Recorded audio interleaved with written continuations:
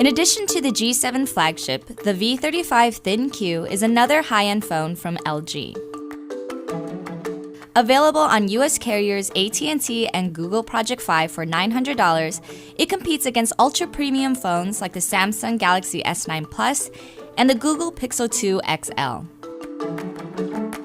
The V35 ThinQ is a half-step update of the previous two V30 phones and features a faster processor, more RAM, and better cameras. It looks nearly identical to the G7, but with key differences. It doesn't have a black notch, nor a physical Google Assistant button. Its fingerprint reader on the back doubles as a power button too. Lastly, it has an OLED screen, while the G7 has an LCD display.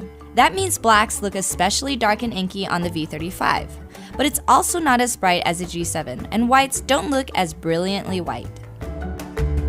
But other than that, the phone retains many of the same convenient design features like a headphone jack and water resistance. You can dunk it in up to 3 feet of water for 30 minutes and it won't conk out.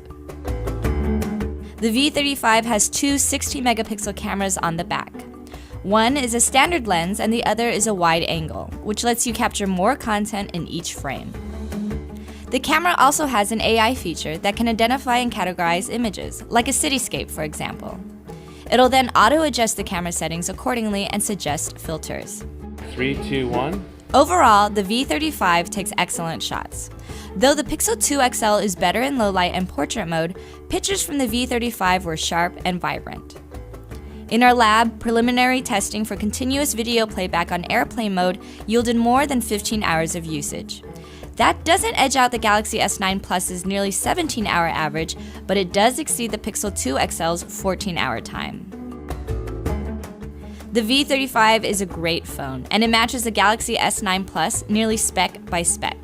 However, the S9 Plus is only $15 more on AT&T, and it has a slightly bigger battery and screen and software goodies like iris scanning and Bixby. As for the Pixel 2 XL, it takes better pictures than the V35, even though it came out last year. But if you need a new phone right now and can't wait for the rumored Pixel 3 in October, the $50 more you'll hand over to Project 5 for the V35 is worth it to future-proof your phone with a newer and much faster processor.